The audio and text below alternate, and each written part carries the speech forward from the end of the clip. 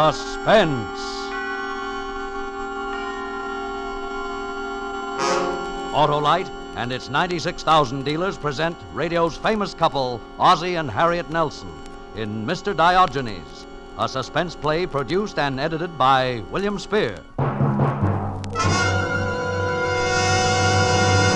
Well, here's a letter from Hap, still on vacation. Let me read this. Dear Harlow. Dear Harlow, this is the life. He must mean double life with those thrifty wide-gap Autolite resistor spark plugs that give you double the life as compared to ordinary spark plugs under equal service conditions. I've been saving up my voice to tell you. Saving? He knows that only wide-gap Autolite resistor spark plugs can give him greater gas savings. That I feel like singing. And with Autolite resistor spark plugs, his car engine idles as easily as a song. Home, home on the range. Ohm is right, and that exclusive built-in 10,000 ohm Autolite resistor, found only in Autolite resistor spark plugs, permits a wide spark gap that makes smoother performance, double life, and greater gas savings possible. So next time you visit your service station, ask your dealer to install a set of the new Autolite resistor spark plugs in your car. And remember, you're always right with Autolite. And now, with Mr. Diogenes and the performance of Ozzie and Harriet Nelson, Autolite hopes once again to keep you in suspense.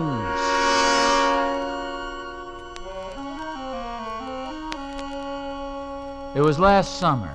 David and Ricky were at camp, and Harriet and I were spending a few weeks at our old apartment in New York. The excitement began with 6 cents, a nickel and a penny. I didn't find out about the nickel until later, after it was all over, but, well, that's the way things go sometimes. Caesar didn't know about Brutus, Custer didn't know about Sitting Bull, and I didn't know about the nickel.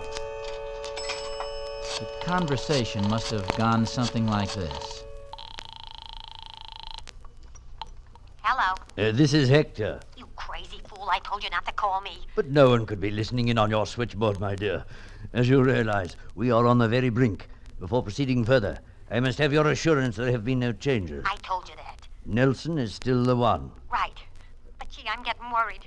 Oh, calm yourself, my dear. So he talks afterwards, so they start asking him questions. You have my assurance he won't talk. Yeah, but just... No one ever got a straight story out of a dead man. What? Dear Dead? me, I thought you understood that. No, I didn't. Listen, Hector, I don't want any part of this. Unfortunately, my dear, you already have a part of it. Nelson is down the street in a tobacco shop at this very moment. We'll be good friends inside of 10 minutes. Goodbye.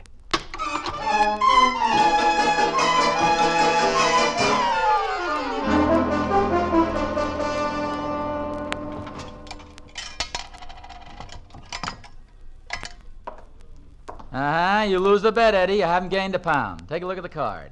Oz, are you sure you had both feet on the scale? You mean you're questioning my word, the word of an Eagle Scout emeritus? Eagle Scout. Troop 3, Ridgefield Park, New Jersey. Scout's honor, see? Both feet on the scale. Now, as I recall, the bet was 2 bits against a can of pipe tobacco. I'll take gold nugget. No dice. All out of gold nugget ever since they started that crazy radio program of theirs. Let's see. How about some of this? What's the matter? See, that's a funny one.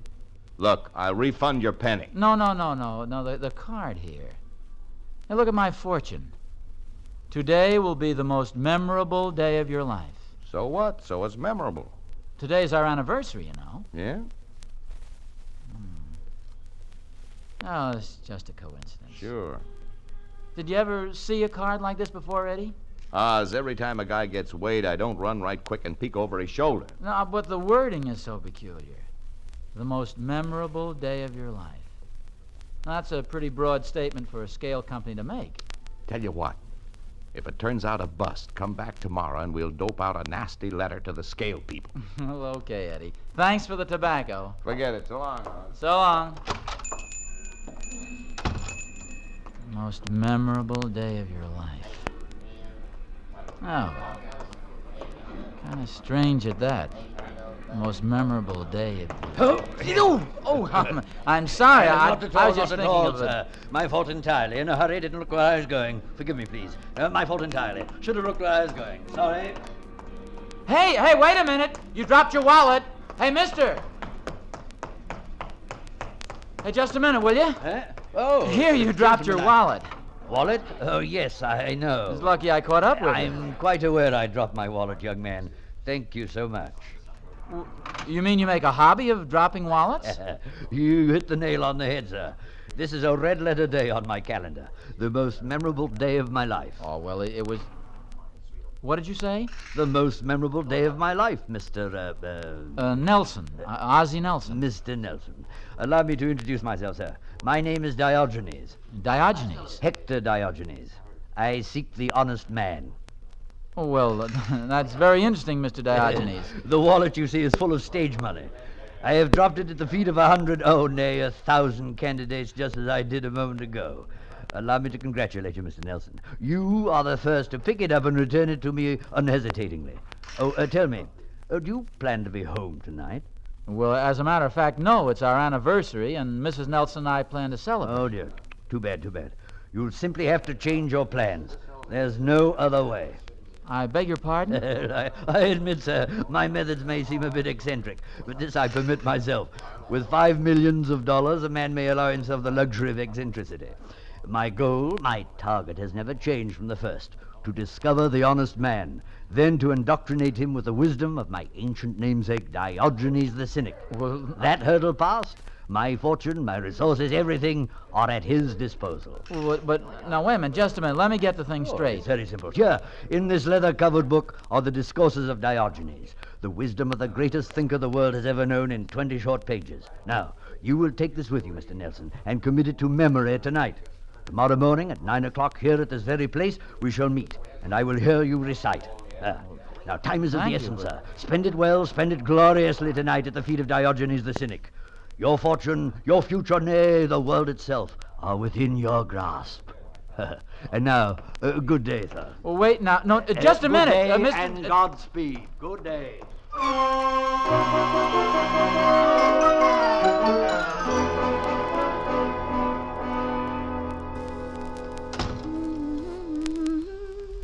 Harriet? Harriet? In here, dear. Oh, hi. Home a little early, aren't you? Yeah, I guess so. How's the new hairdryer work? Oh, wonderfully. See? All dry. Oh, well, for once, I gave you something useful for Christmas. You certainly did. Oh, gosh, I'm so excited about tonight. Oh, that's nice. Dinner, a show, maybe dancing afterwards. Shouldn't I be excited? Harriet, that brings up a very touchy problem. Oh? A strange thing happened to me today. Sort of weird, you might say. In fact, I don't know what to make of it. Well, you've heard about that already. About what? The tickets. Tickets? Oh, I thought that's what you meant. Everybody in the building here got a free pair of tickets to South Pacific tonight. You're kidding. No, sir. They were stuck under all the front doors. No note or explanation, just a pair of tickets in a plain white envelope. South Pacific? Holy smoke. They're worth a small fortune, you know. How come? Nobody knows. Well, but a thing like that just doesn't happen. There must be a reason. You say everybody got them? Well, not quite. 12 apartments, 11 envelopes. 3 guesses who missed out. Us? Uh-huh. But I took it gracefully. I told everybody we were still going to celebrate our anniversary, even if we had to buy tickets to something. Gosh. Harriet, does something about today strike you as kind of different? Well, sure, it's our anniversary. That makes it different. No, I mean something strange. You might even say memorable. Memorable? What I mean is if somebody happened to predict that today would be a very memorable day, all this would sort of bear them out, wouldn't it? Ozzie, has Madame Zaza been reading your palm again? Well, not Madame Zaza, but a scale. On my way to work this morning, I got on the scale at Eddie's. Oh, I'll get it, dear. Oh, hello, Mrs. Pearson. Mrs. Nelson, I hope you don't mind the intrusion. Hello, Mr. Nelson. Hello, I Mrs. guess you heard Lemuel told my husband, Captain Pearson. Ship got in last night, and as usual, Lem's completely done in, but completely. I couldn't get Captain out tonight with a team of wild horses, so I want you to have these. Oh, what's this? The tickets. To South Pacific? Yes, I heard you folks missed out, and it seemed such a shame being your anniversary and all. Oh, that's very sweet of you, Mrs. Pearson, but I should think your husband would Not love the to... captain. No, sir. Home he is, and home he stays. So take him and have a good time. No skin off our noses. We're going to stay home tonight and watch the television. The fights are on, and Lem's never seen our new set, you know. Oh, and speaking of television, there was something I did want to mention, Mrs. Nelson. I hope you won't take offense. Well, of course not. What is it? It's that thing over there on the table. The hairdryer? Uh-huh. It's strange, but every time you turn it on, we get buzzing on our television. I was hoping while Captain's home you could use it daytimes instead of nighttimes. Why, of course. I wish you'd told me before. Oh, I don't mind for myself, but now with Lem home. Oh, I'll remember, Mrs. Pearson, and thanks for the ticket. Oh, sure, it's nothing at all. That's what neighbors are for, you know. Have a good time now and happy anniversary. Oh, thank you, and good night, Good Mrs. night. Pearson. Good night. Oh, boy, that was a 7-day blow. I know, but she is sweet. Isn't it wonderful, dear? Now we can go after all. Harriet, before we go any further, I'm going to have to ask your full cooperation. That sounds like a speech. It is, a short one. To state it as baldly as possible, I don't know whether we ought to go out and celebrate or stay home and study Greek. Harriet, Say it again. Slower. I said we have one of two alternatives. To go out to South Pacific or stay home and study Greek. Now that I hear, I realize it calls for a short explanation. See, while I was at the store...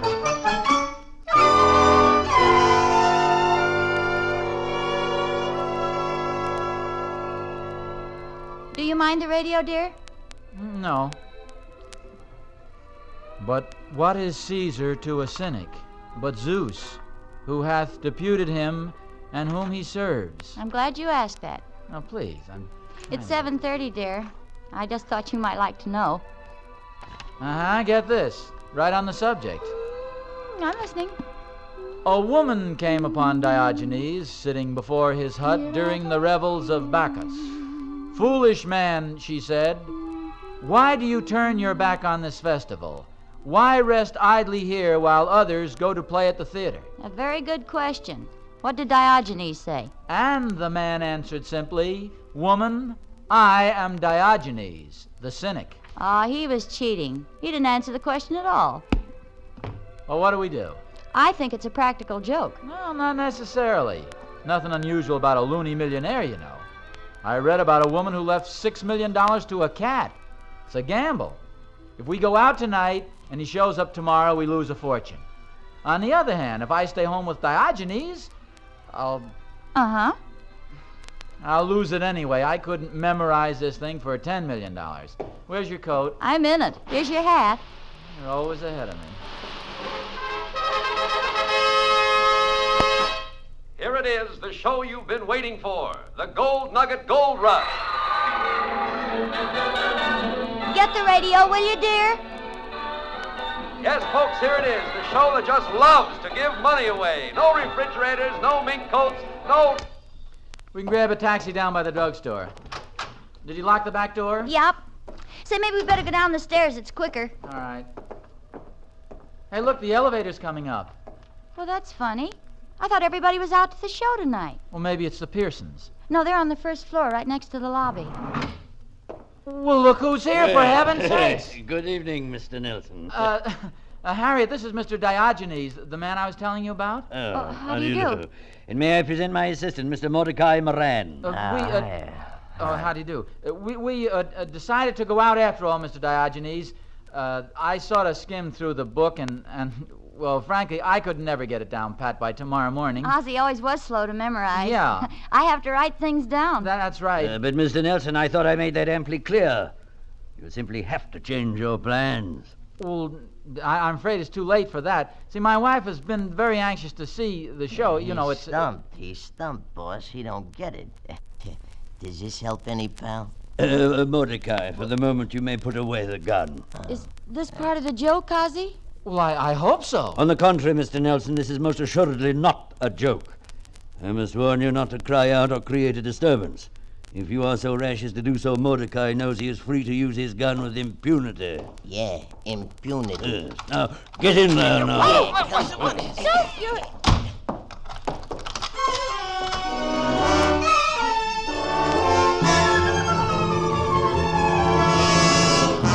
Autolite is bringing you Ozzie and Harriet Nelson in Mr. Diogenes, tonight's production in radio's outstanding theater of thrills, Suspense.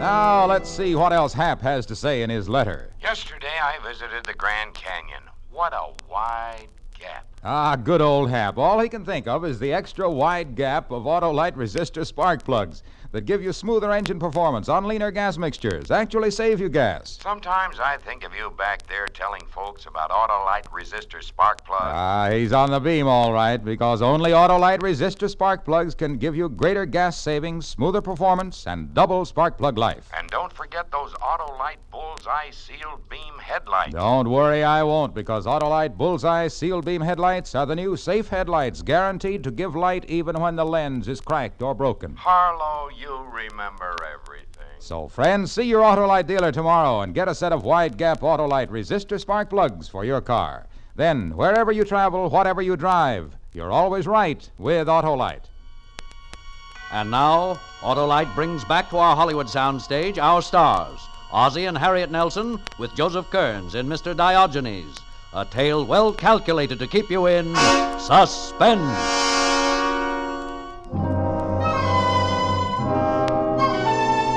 It took a little while to get rid of the notion that Mr. Diogenes was pulling a practical joke.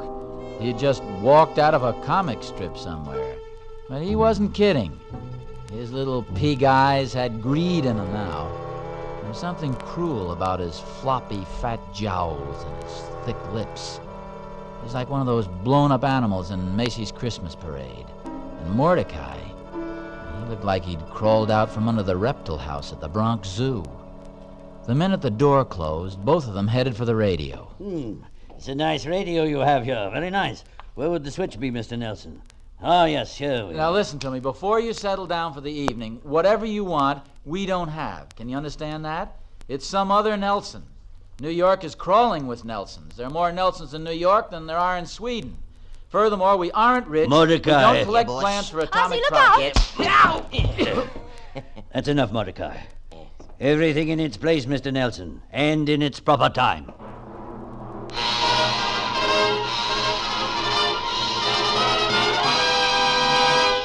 Now, here it is, everybody, the Gold Nugget Gold Rush. Week number 16 of the you all right, Nugget Ozzie? Gold Rush Yeah. Bonanza. Quiet, Get this, please. now stands as the biggest prize ever offered on any giveaway program anywhere. Tonight, after 16 weeks, nobody has yet identified poor Mr. Hackaway, the man who smokes the wrong kind of pipe tobacco. And our Gold Nugget Gold Rush Bonanza jackpot stands at the all-time high of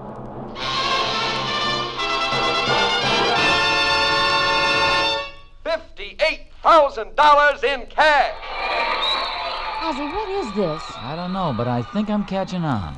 Tonight, as usual, our phone call will go out to one of the thousands of discriminating men who long ago discovered the rich, bite-free mellowness of Gold Nugget pipe tobacco.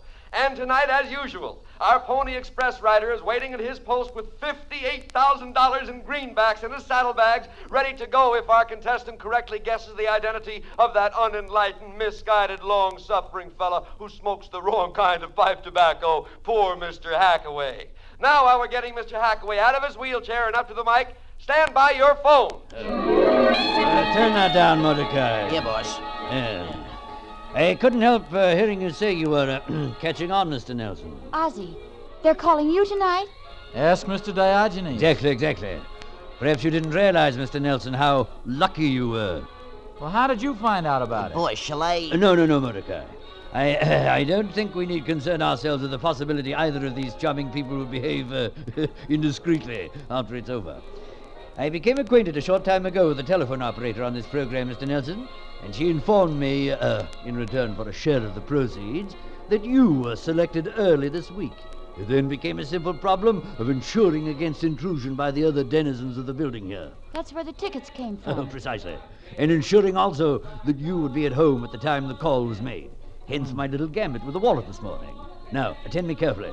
The call will come through in a moment. I shall take it. A word and outcry from either of you, and Mordecai shoots. Is that quite clear? Yeah, but you know you'll never get away with it. Up, enough already. Yes, sir.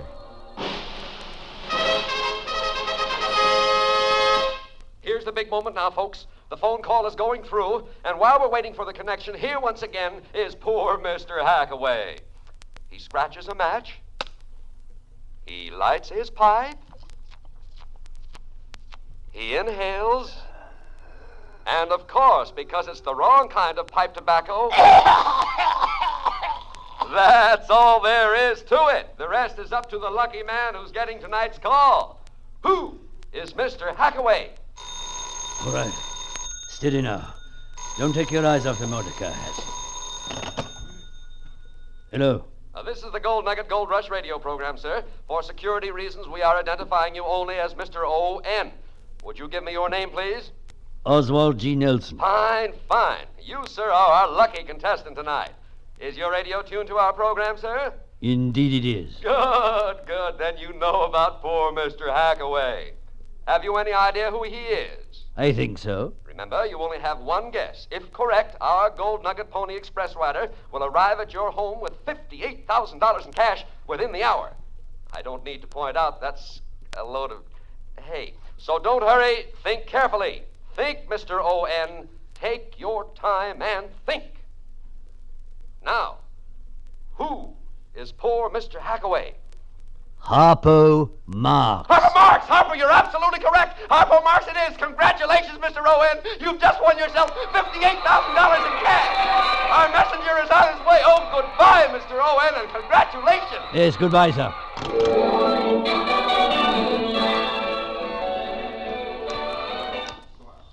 All right, what happens now? Mrs. Nelson and I shall remain here to receive the messenger. You will retire to the rear with Mordecai. All right, quickly now. Take him in back. Well, he shoved me in the bedroom closet and locked the door. And I heard his steps fade off a little, probably to the bed across the room. A string hit me on the nose, and I remembered the light in the closet. It was 8:15. The messenger'd be here in a half hour, maybe less. After that, I didn't want to think about after that, so I tried to fix my mind on something else. And that's when my eye lit on something lying next to a hat box in Harriet's side of the closet. It was the new hairdryer. For some reason or other, this made me think of Captain and Mrs. Pearson.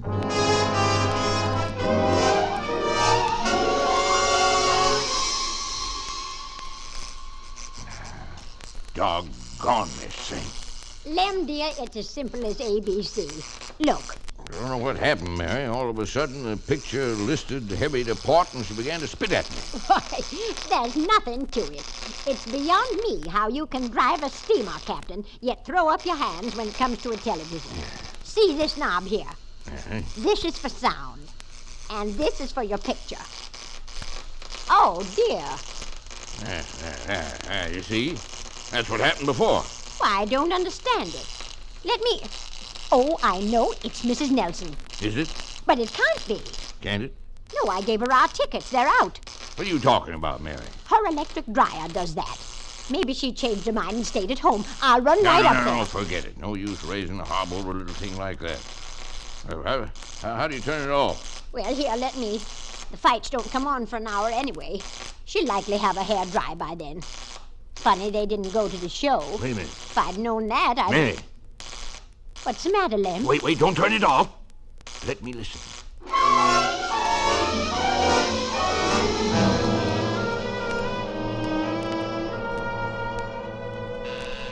Ah, there's the messenger. Now remember, Mrs. Nelson, not a sign, not a move.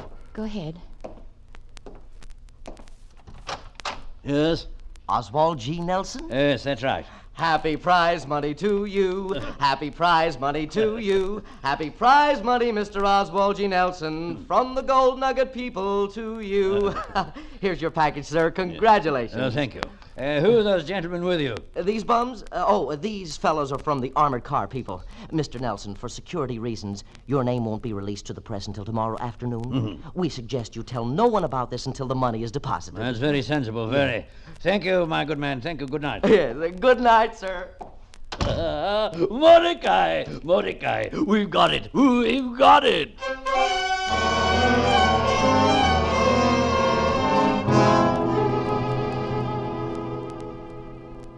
Ozzy, hold my hand, will you? Sure. Shut up, Mordecai. You bring the car around as quickly as possible, understand? Yes, sir.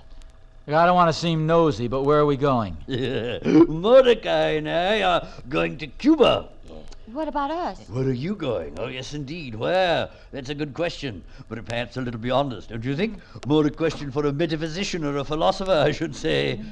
Yes. Now, if you'll step out into the lobby, we'll... Who's that? I don't know. Stand right there. Don't move lest I blow you to Davy Jones with this hair seagull 45. Ozzy, it's Captain Pearson. Ozzy! Oh, dear, he's passed out.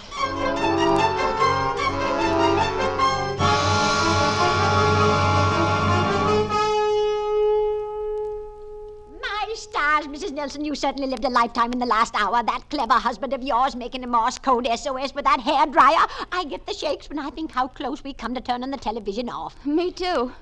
Who's that man with Ozzy? I don't know. He come up just as Lemon, the officer, took off in the patrol car. Oh, would you excuse me for a minute, Mrs. Pearson? Sure, go ahead. What are they doing?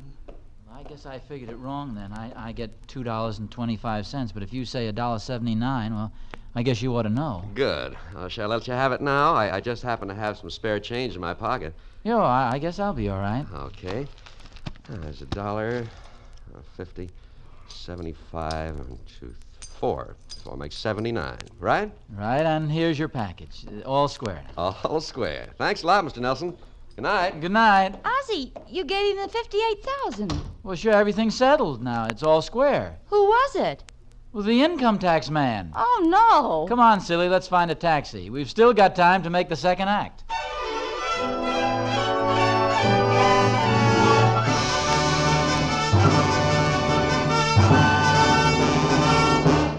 Suspense, presented by Autolite. Tonight's stars, Ozzie and Harriet Nelson, with Joseph Kearns playing Mr. Diogenes.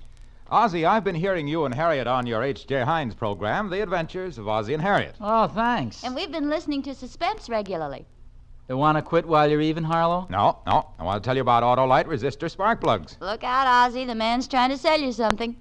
Oh, no, Harriet. Autolite resistor spark plugs sell themselves. Really? Oh, then what do they need you for, Harlow, old boy? Yes, you're talking yourself out of a job. Maybe I should have quit while I was even. Oh, come on, Harlow. Now, we want you to keep on working.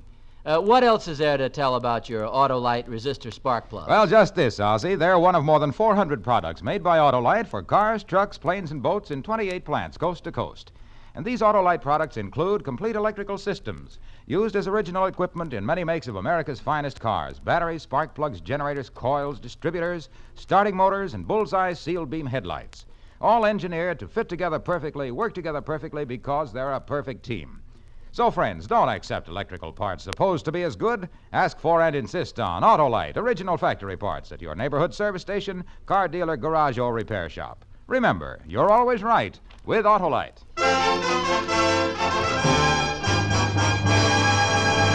Next Thursday for Suspense, Rosalind Russell will be our star. The play is called Consideration, and it is, as we say, a tale well calculated to keep you in suspense. Tonight's Suspense play was produced and edited by William Spear and directed by Norman MacDonald. Music for Suspense is composed by Lucien Moraweck and conducted by Lud Gluskin. Mr. Diogenes is an original play for radio by Harold Swanton. In the coming weeks, you will hear such stars as Kirk Douglas, Marlena Dietrich, and Richard Widmark. Don't forget, next Thursday, same time, Autolite will present Suspense, starring Rosalind Russell. You can buy Autolite resistor or regular spark plugs, Autolite stay-full batteries, Autolite electrical parts at your neighborhood Autolite dealers. Switch to Autolite. Good night. From Maine to California and in far-off overseas outposts, the USO flag is flying once again. Those of us back home can now be sure that the USO is taking good care of our sons and brothers and loved ones on active duty with America's armed forces. This is CBS, the Columbia Broadcasting System.